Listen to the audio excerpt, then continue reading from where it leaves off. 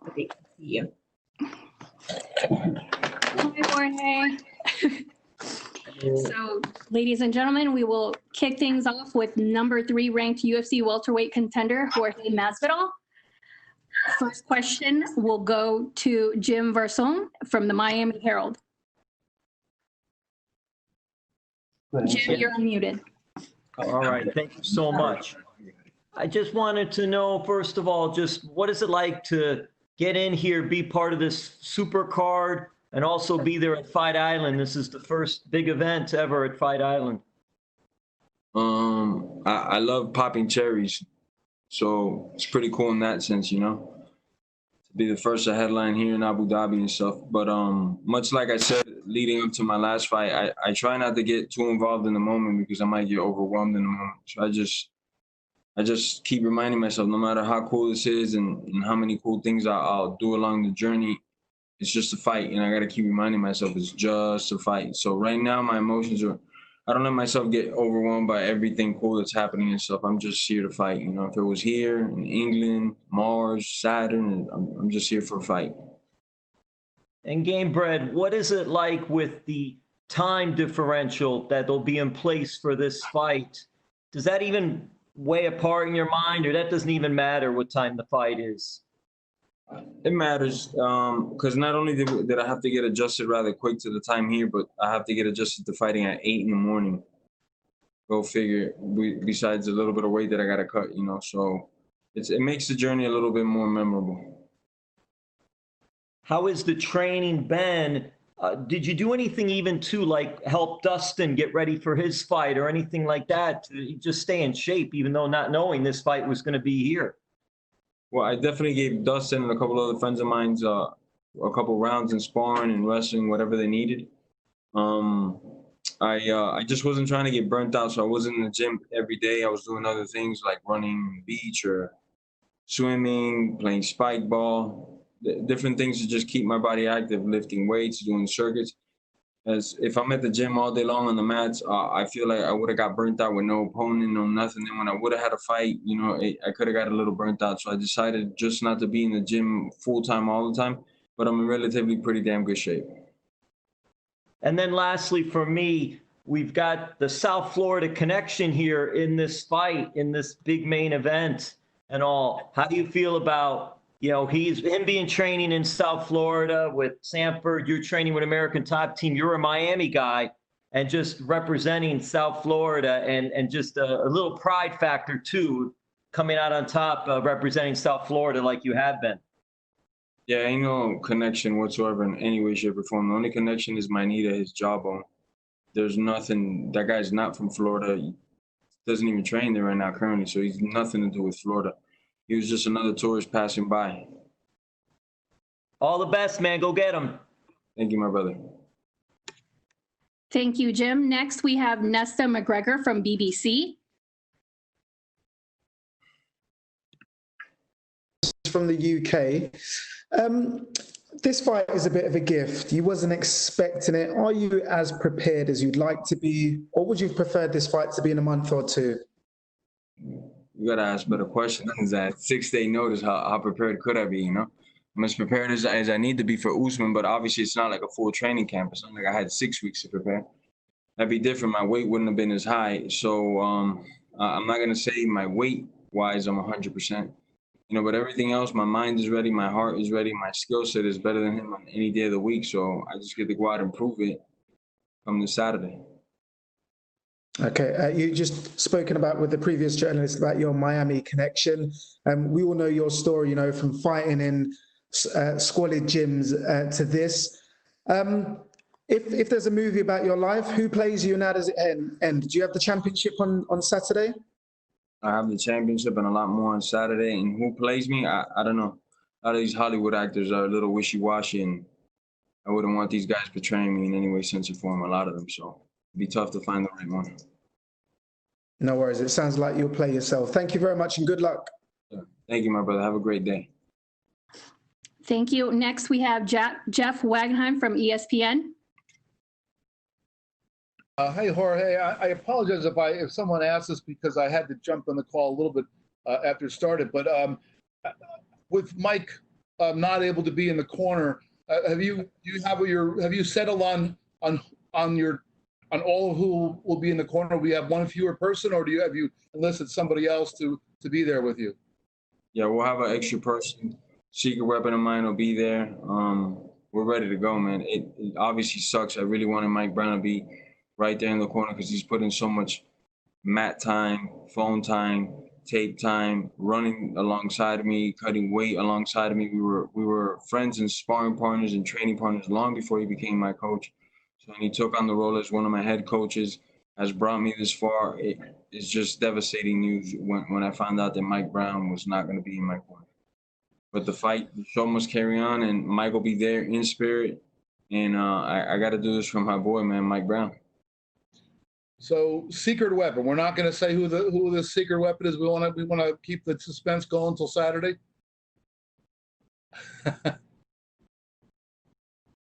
I guess so. Que pariu, man. No, don't speak Portuguese. They can understand you. I guess so. Safada, man. Gostoso, man, gatinho. All right. Well, was it?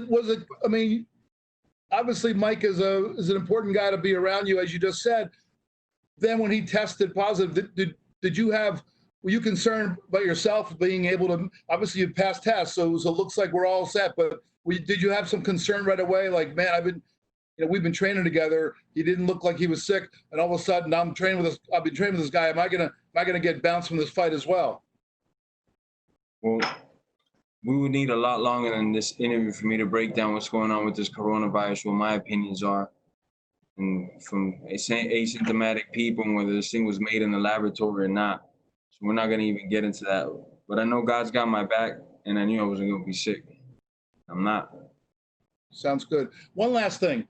You mentioned that when you first got the call saying that you were going to get in this fight, you had called your dad, but you waited till you got home before you actually told him about the real details. And I'm wondering, like, where were you when you first got that call, and how could you walk us through that and get a little more detail about where you were and how long it was before you actually got to tell him?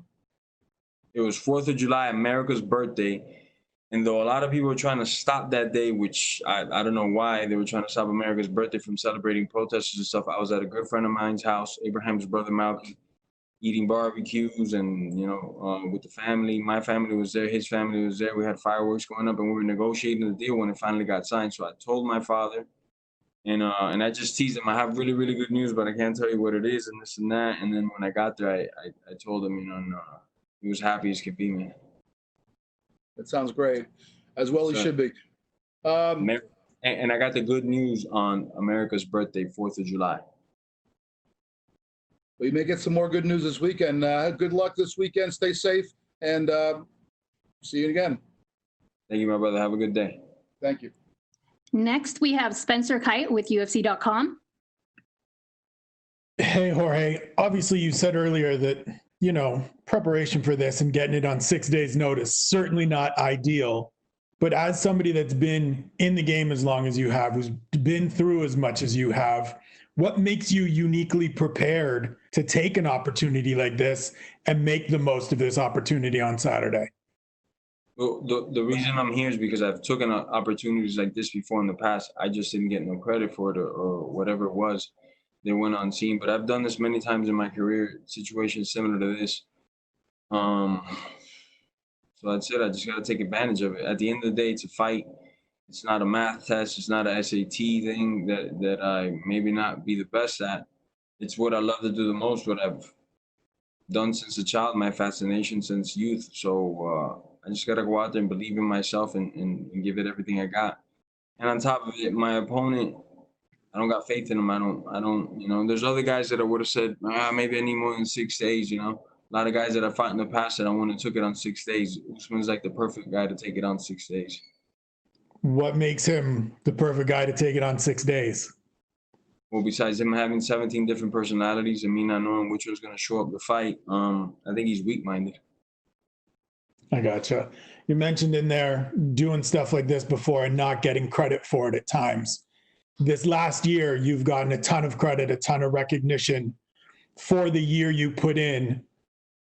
what does it mean? What has it been like for you to finally be getting some of that love, to finally be getting some of that attention, and having people start to recognize and appreciate things you've been doing since long before people started paying attention last March? It's amazing. It truly is. I just thank God for it. You know, I had a good year to myself to reset my mind, get everything right together in my head, body, soul, spirit, and then come back to the sport and give it my all again. It's just amazing that the world took notice this time, and it's really been a blessing. And given that, and given the journey that I know you've been on and that we've talked about in the past, what will a victory on Saturday mean to have bet on yourself this whole time, to bet on yourself here and stand triumphant in the octagon on Saturday night? Means a lot, my brother. I've been doing this 16 years professionally, like I said earlier. It's gonna be 17 in a couple months, and what exclamation point, right? They say this guy's the best in the world, and he's the worst out possibly for me out of the top 10 guys. It's all these things going against me before I even get in that cage. So leaving with that belt, it's gonna be pretty cool.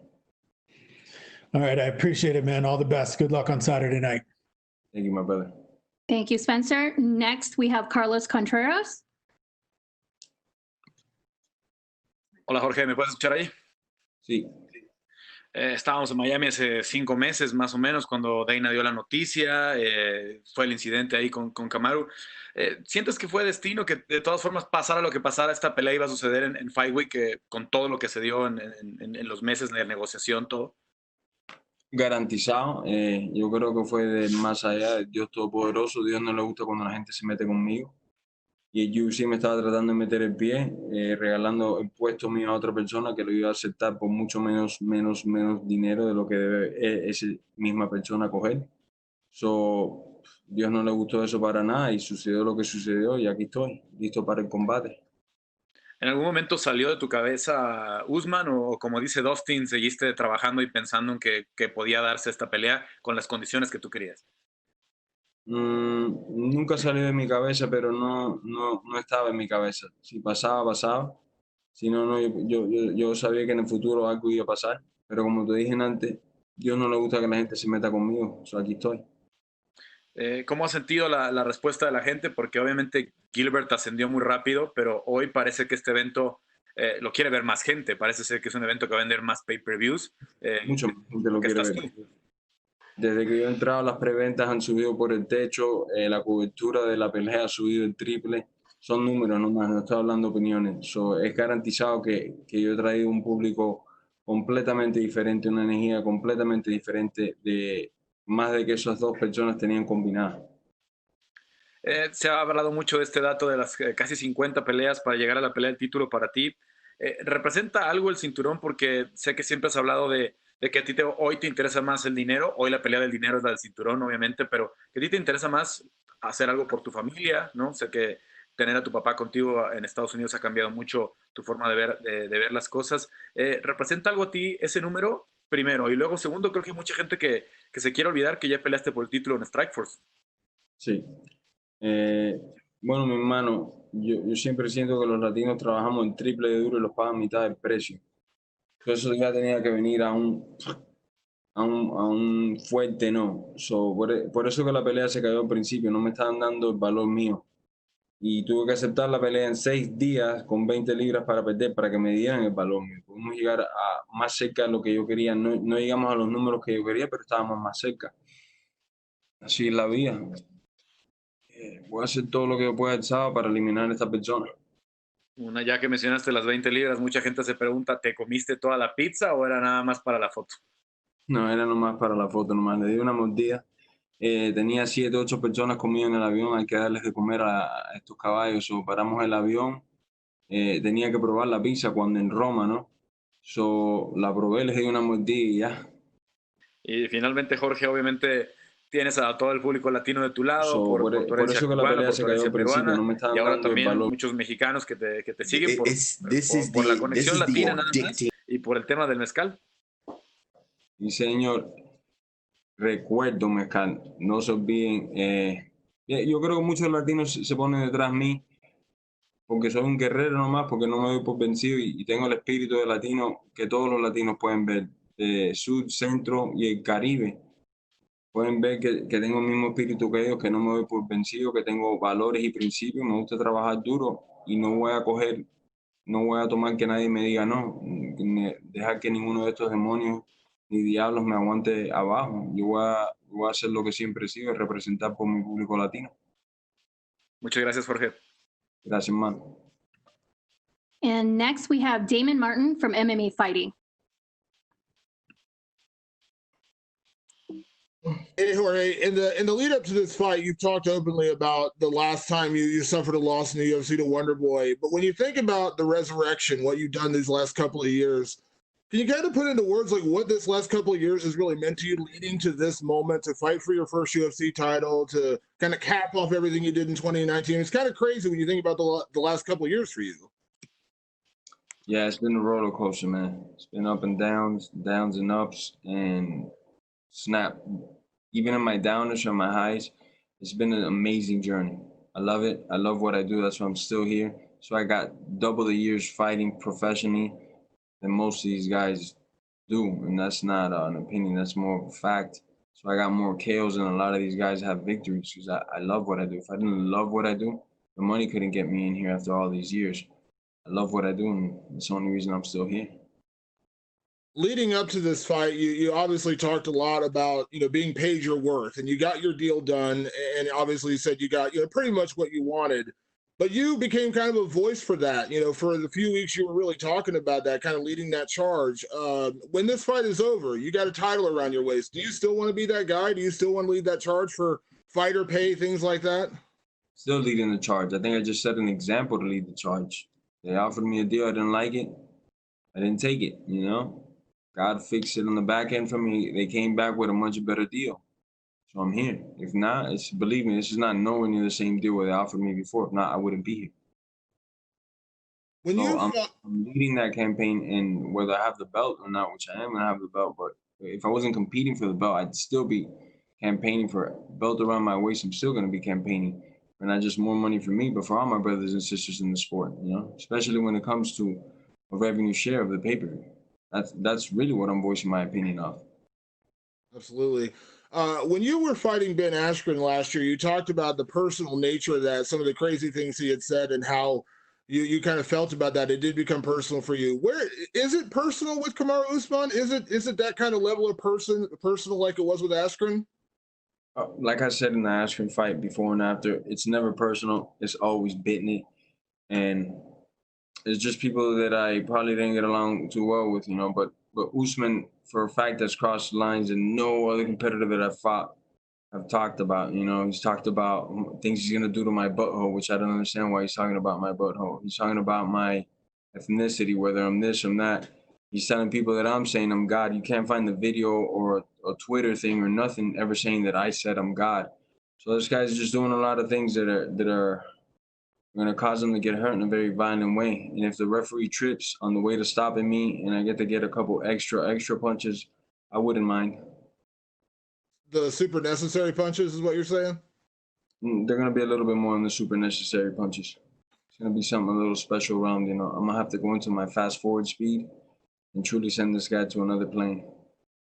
And my last question, a lot of people talk about Darren Till, they talk about Ben Askren, they talk about Nate Diaz, all tremendous wins, but you fought so many guys throughout your career, Eve Edwards early in your career, Joe Lozon early in your career. I mean, you fought so many guys. Where does Usman rank in terms of like the toughness of opponent? Would you put him in that same level as some of those other guys, or do you not think he is actually as good as advertised? Nowhere near good as advertised. And that's why I'm here. I'm going to prove it. I think he's mentally weak.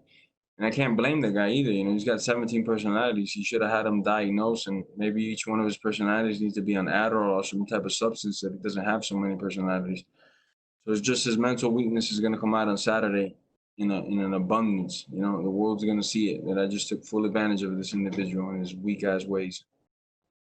Thank you, Jorge. Thank you, man. Thank you, Damon. And then we are going to end off with Mojan Wu from HUPU in Shanghai. Hi, Jorge. How are you? This is Hupu Sports from China. So first of all, tremendous respect to you for taking this fight in such short notice. Many Chinese fans want to know how do you feel right now, and we have surprisingly seen your recent IG post about eating a pizza on the jet. So how do you physically and mentally prepare for this fight? Physically, I had a lot of weight to go. I feel good, you know. We stopped off in Italy to get pizza, but it really wasn't for me. It was more for my team. I did take a bite of the pizza, but I didn't need a whole pizza. So my weight is not perfect yet, but I'm on the way to being perfect in a couple of hours. I feel good, man. Mentally, physically, and spiritually, I'm where I need to be at. All I need to do is just wake up and compete. Okay. So we all know you are very skillful and thoughtful fighter.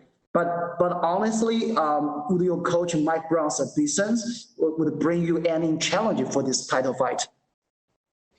Definitely, just as a motivational factor, just as to draw from inspiration, somebody that knows me very well, and then on top of it, I think he's one of the most technological guys in the sport. He's just state of the art, you know. So it sucks that I don't have one of my best friends and my longtime coach there with me.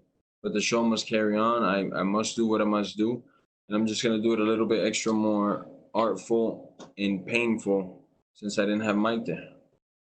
Yeah, thank you. My last question is, many Chinese fans knows you from three things. The first is 3 fights, and the second thing is 3 pieces, 1 soda, and last thing is the craziest 5-second knockout. So your image in the mind is always related to brutality and masculinity. So how do you really look like in the real life when you are not fighting?